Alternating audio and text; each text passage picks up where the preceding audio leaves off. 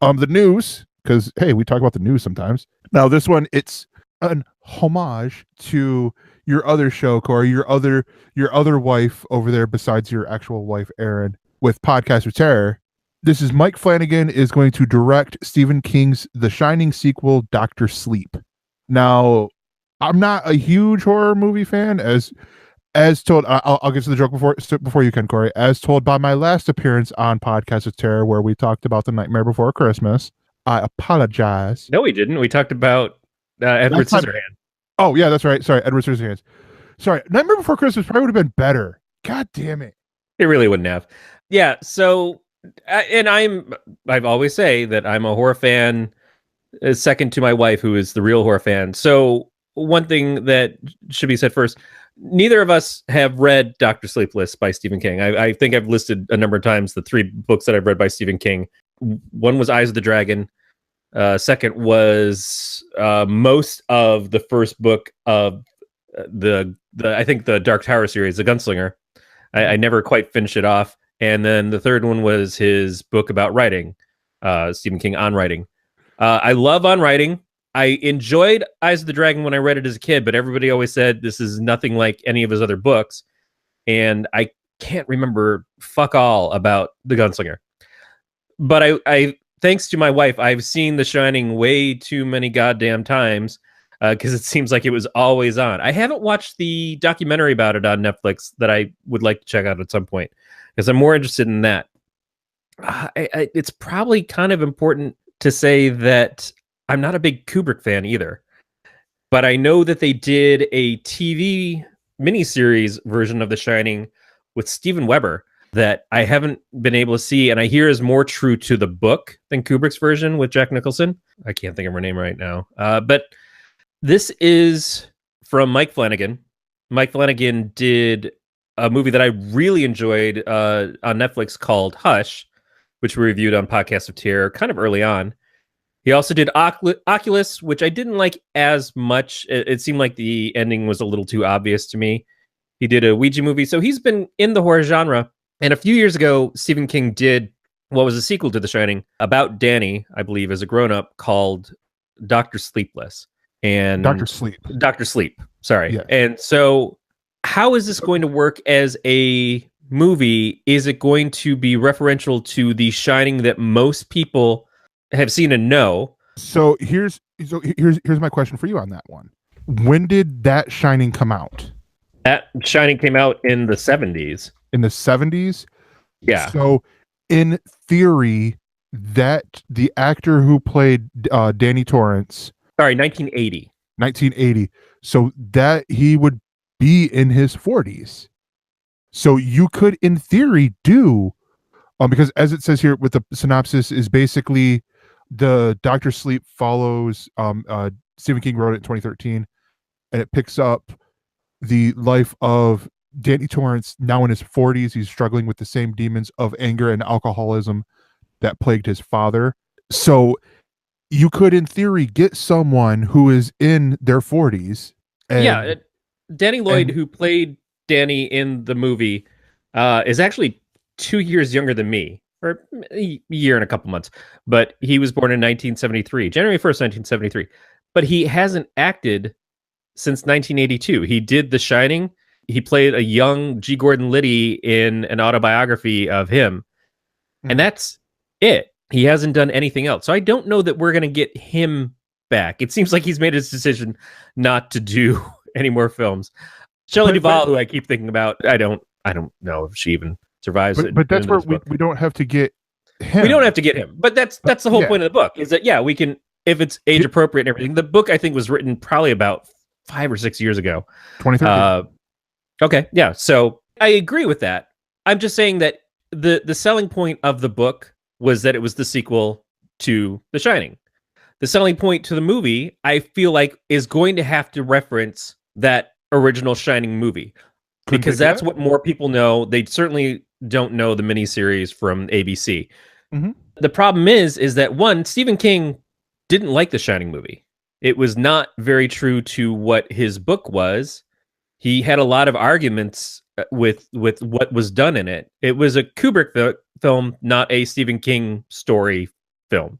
But it did get him on the map and helped him get other stuff made and made him an even bigger name than he already was going to be with his writing. So he benefited from it. But that's like saying Alan Moore benefits from Watchmen. And should be proud that they made a movie of it. No, fuck that movie. And fuck DC. So I look at, so I'm going to look at this from the an outsider's perspective here, because this is The Outsiders was a totally different movie. That's C. Thomas Howell. I know. They go anyway. And hey, damn it, you beat me to it. Fuck you.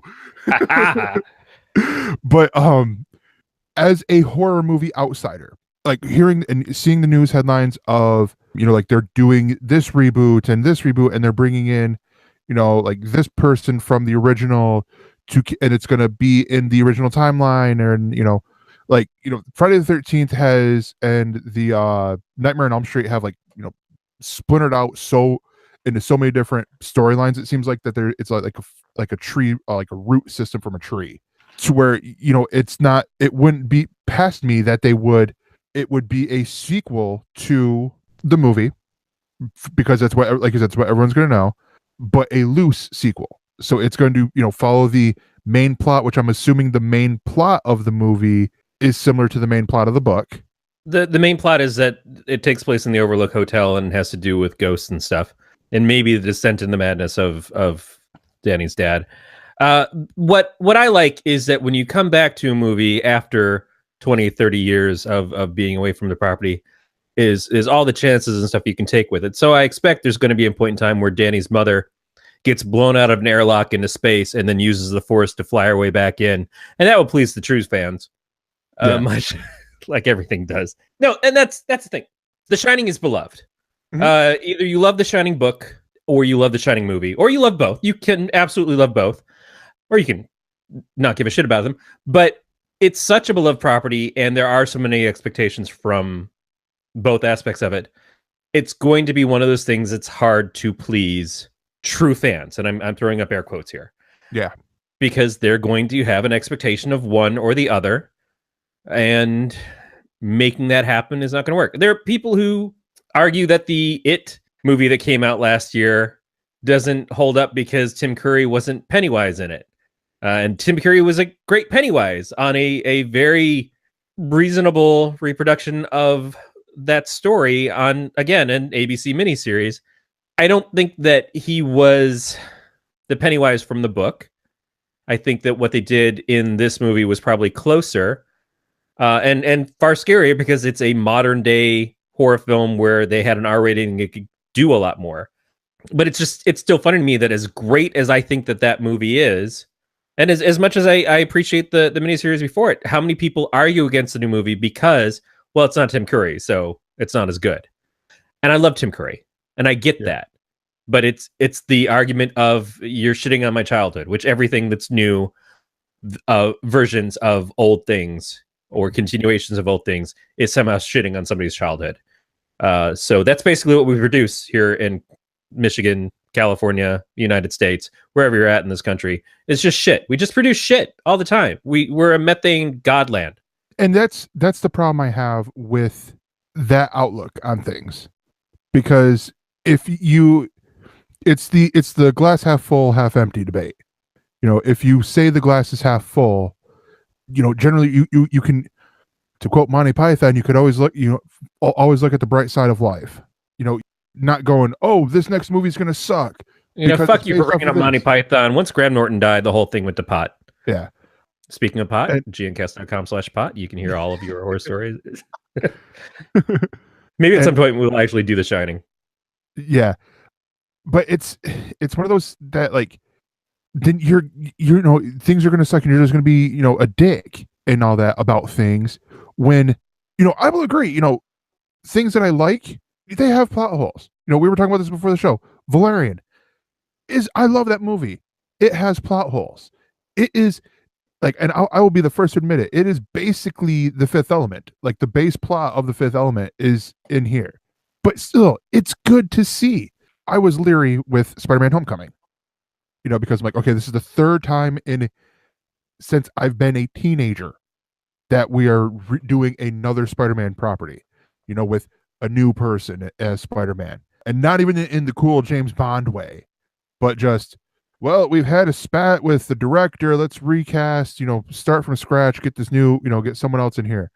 Well, we got hacked, and the people involved are wanting too much money, or whatever the reason was, they decided against Amazing Spider-Man 3. So let's recast and go join Marvel.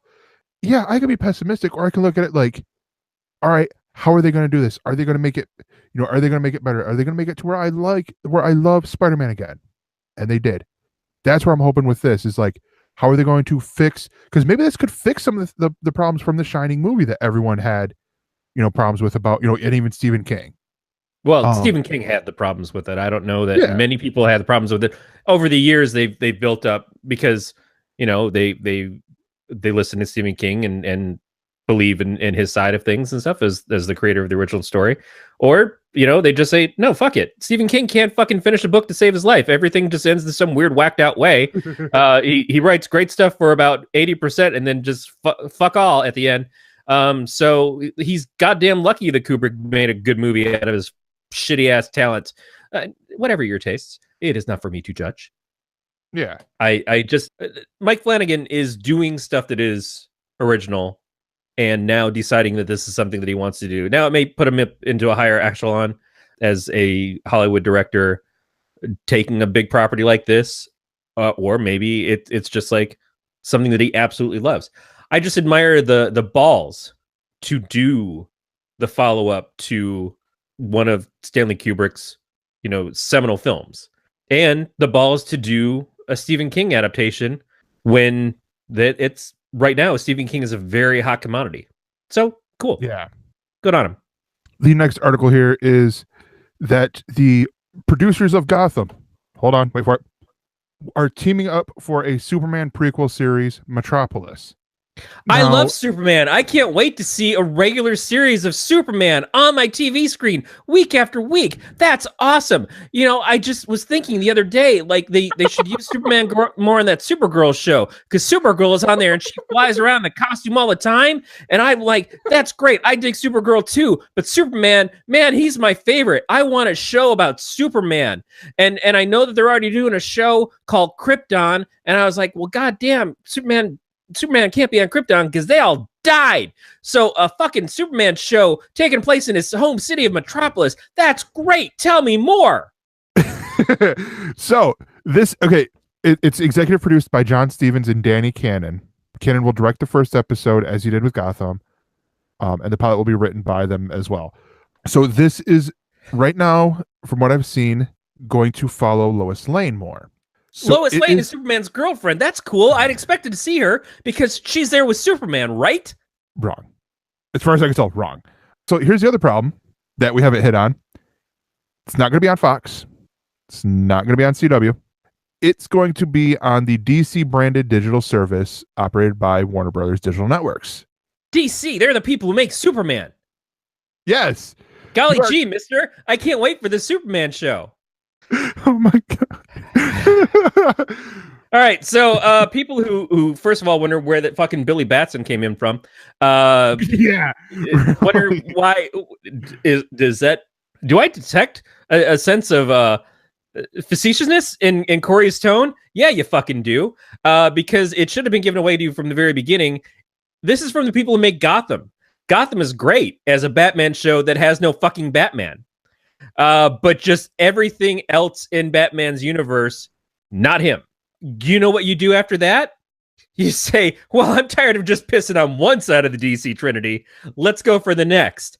So we're going to do a show, a second show. Let me rephrase this. A second show about Superman's world or allies, friends, enemies, whatever, without Superman. Because like I said, Krypton is coming out on Sci-Fi.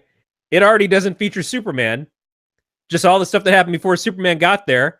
And now this new show, Metropolis, features Lois Lane and Lex Luthor teaming up against X-Files style sci-fi threats in their city before Superman shows up. Like, not like, oh, Superman's coming, he's going to be here in just 5 minutes. Fucking Jimmy just pressed the signal watch. No, none of that. It's everything that you love from Superman except Superman. Yeah. Because that's just the smartest thing to do ever. It just, let's keep doing it. And someone suggested on Bleeding Cool today, hey, why don't we get that show about the Kents? Just a long drive for 7 seasons down a dark road before they ever find a fucking rocket with a baby in it that came from outer space. Man, like, I know that there are people who like Gotham. Mhm. For whatever fucking reason. I could not get past the first season because it was just, honestly, the choices made by the show were just stupid to me. Yeah. Like dumb character motivations, dumb character plot stuff done week after week. The conceit of it's Batman without Batman is already one hurdle. And for a lot of people, it's one hurdle too many. I tried. I absolutely tried. But you get to a point where it's like, we're telling every story of like, fucking sure as shit, there's going to be a Brainiac on the show at some point. You know that there's going to be a Toy Man. There's going to be a Parasite. There's going to be all the things and stuff that you'd expect in an actual Superman show without Superman. We had Smallville. That at least had a fucking Clark Kent.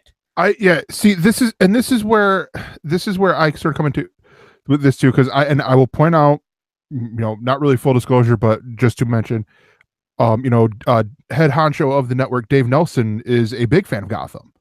Our friends over at Ink Geeks. Yeah, big fans of Gotham, and I don't shit on him for liking it. No, I'm just going to sort of join you in the shitting on the product that they like, and because you've hit on part of it. It's the reason why, because you mentioned the character things, which is sort of where I was like, okay, this seems really dumb. The other part was you have a movie or a TV show about the time from when Batman's parents died. Like, theoretically, if they were to do the Smallville approach to him finally donning the cape and cowl, it would be about Bruce Wayne training to be Batman, which would be an interesting show. He'd travel the world. He'd do all this other stuff. Yes. That's not what we got. We got not at all what we got. Yeah, we got little whiny bitch baby turned into, a couple seasons later they talked about they were following all the villains who you never really got, because another part was that I always mentioned is they were trying to say that you're going to see how the Riddler became the Riddler, when really all he did was he walked around with a mug, replacing this Captain America mug with a regular mug that has a question mark on it. It's like, oh, well, can you tell he's the Riddler? Yeah, here, let's, I'm stealing your bit from before here too. From 4 seasons ago. Yeah, from like 4 seasons ago. Yeah. Here's part of the thoughts on this. One is that what they've built with that show, what they've made it into, the fact that people can enjoy the characterization, the fact that people can enjoy the craziness, the storylines, the Jerome as Joker thing, the relationship between Penguin and Riddler, it's all okay. I'm not saying that there's nothing to it to enjoy.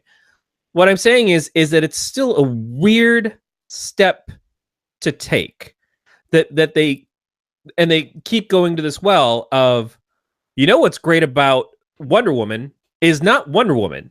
It's a show about all of the fucking people that work with Diana Prince later. But before she gets there was a joke, and it's probably a very non-PC joke now, but it was basically like some guys who all meet up and they're going to film a porn movie and they're just waiting for the women to get there. And one guy's like, well, let's just get started. And it's like, let's just start up and see what happens. When women show up, we'll bring them in. But let's just go to town. And well, no, but we're not doing a gay porn. Well, no, it's not a gay porn. The women are coming, but just before they get here, let's just warm up. Let's stretch a little bit. Let's. That's what this is. It's just like. It's a show that's about anticipation to something great or familiar, or the thing that you really like is going to happen, but it's not even a prequel about the character that you're expecting. If Supergirl was a show without Supergirl, and it was all the other stuff, you'd be kind of hard pressed to say, why the fuck isn't this show called DEO, or why isn't this show called Martian Manhunter? Why is Supergirl a factor in it at all if it's about all these other things? I would absolutely enjoy a show about Lois Lane and having her be the focus of the show. I would enjoy a comic book about Lois Lane. Do you know I know that? Because as a kid, I read comic books that were about Lois Lane, that were her stories, that didn't have Superman in them at all. DC seems to forget that we used to have comics that weren't about those characters. You could have a Jimmy Olsen book. You could have a Lois Lane book. Be that as it may, I get the concept of doing that. But when your entire focus is, all this stuff exists before that thing you're expecting happens, then all you're doing is sitting there waiting for it to happen. It is like the world's longest, driest hand job. It's just like, but it's constant like, don't come yet. Don't come yet. I'll smack it if you do. Talking about edging there. Yeah, it's just like, and if you're trying to make an X-Files style show and it stars Lois Lane and Lex Luthor, just don't call him Lois Lane and Lex Luthor. You know what you could call it? Fucking X-Files. That show's around. I don't get it. I don't get this conceptually. And again, you use all the villains. You use Perry White. You get Jimmy Olsen. Oh, then we kill Jimmy Olsen. Oh wait, that was Smallville. To just like bastardize the whole story so that Superman, it just shows that your Superman, like Batman, doesn't matter. If there's not a Batman in Gotham, then Jim Gordon becomes the crazy fuck all Batman without the cape and cowl. If there's not a Superman in Metropolis, well then it's just everything's different. It's in Elseworlds, and as an Elseworlds, that would be something. But that's not how they're gonna say it. They're always gonna tease you with this idea that eventually there's going to be a Superman. Just like we waited for fucking 10 years or whatever on Smallville for a suit and cape. That was one flash of animated shit at the end. And, it kind of made it feel like, oh yeah, it was sort of not worth it at all. It wasn't worth it at all. It was a lot of bullshit. It was a lot of bullshit of seasons. Like, we had fucking more Supergirl than we ever had Superman in the show. What is wrong with these people? We had a Flash. We had an Aquaman who kept saying brah all the time. We had a Green Arrow show before there was a Green Arrow show. It was just, man, you just fucking do it at this point. We have the ability to have superheroes on TV. We have 5 successful, well, I mean, we're going to wait and see on Black Lightning, but I hope it's successful. 5 successful shows about superheroes on the CW, all DC heroes. Fucking do a Superman show if you want to do a Superman show. Otherwise, it's bullshit. It's bullshit. I'm calling it. Yeah. Okay. You heard it here first, folks. Corey calls bullshit. The third and final story for the ElseNews is that Tom Hanks is set to play Mr. Rogers in the biopic You Are My Friend. This will be directed by Diary of a Teenage Girl director Marielle Heller and will be done through Sony's TriStar division. Now, the cool thing for this for me is the screenplay first appeared on 2013's Blacklist. The script thing, scripts that didn't get made, not the TV show. But the interesting part for me on this is it's not just like telling his life story or whatever. They're hitting it. They're going to focus in on Mr. Rogers' relationship with award-winning journalist Tom Junod, the cynical journalist, where he begrudgingly accepts an assignment to write a profile piece on the beloved TV icon and finds his perspective on life transformed. This, like we were talking about this in the pre-show, this is my childhood. Mr. Rogers, I grew up on that. It was, because we didn't always have cable growing up, because, I mean, mom, to her, I will applaud her now, because, she raised me and my sister by herself and all that. So, cable wasn't always a first priority until, she's like, there's a lot of good stuff on here. Let's get the cables. And she didn't talk like that. She heard me actually say that. She'd probably come in here and smack me. But we always had the over-the-air antennas where we would have PBS, and Mr. Rogers was one of them shows. It was Mr. Rogers, Arthur, which really pissed me off that they were doing those memes. I'm like, come on, man, it's a kid's show. Bill Nye the Science Guy, it was all like, that was during the week, because PBS Kids, right when I got out of school, always had these shows on. It was Zoom, the reboot of Zoom that they had, Magic School Bus, all these things. And I'm like, and it was great. I loved it. I loved Mr. Rogers.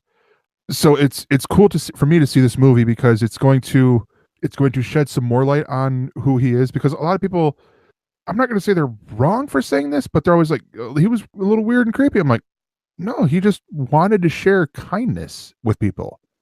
This is a show that I don't think would have been made now. If he started when he started now, I don't think this would have lasted. Well, it's from a more innocent time. It was from a part where kids could be entertained by puppets on TV. We didn't have a lot of the flashiness that stuff happens now. A little weird to me that this is being directed by the guy who did Diary of a Teenage Girl. Do you know that movie at all? No. It is a movie about a 15-year-old girl who embarks on an enthusiastic sexual odyssey, beginning with her mother's current lover.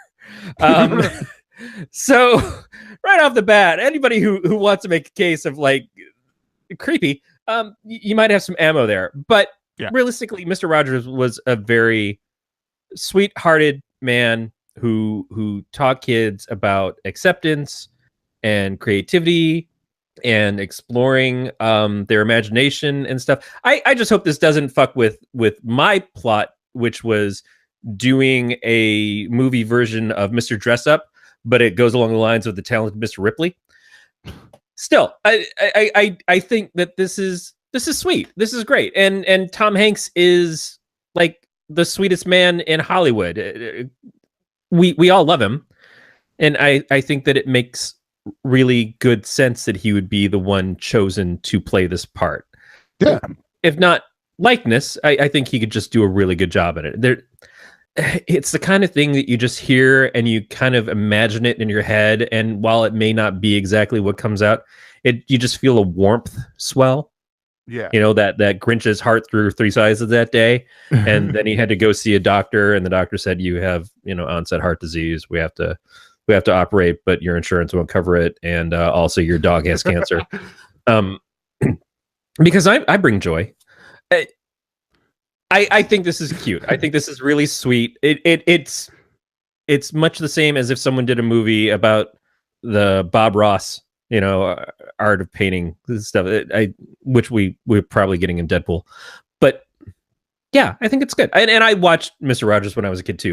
My era was a little bit before yours, so Mr. Rogers, Polka Dot Door, that sort of thing. But I got a lot of the Canadian shows in Michigan, and that's where we had the Gentle Giant and Mr. Dress Up and stuff. But yeah, I mean, that's honestly where like I look at this, and like you're right. I do like everything about this. With the casting side of Mr. Rogers being played by Tom Hanks.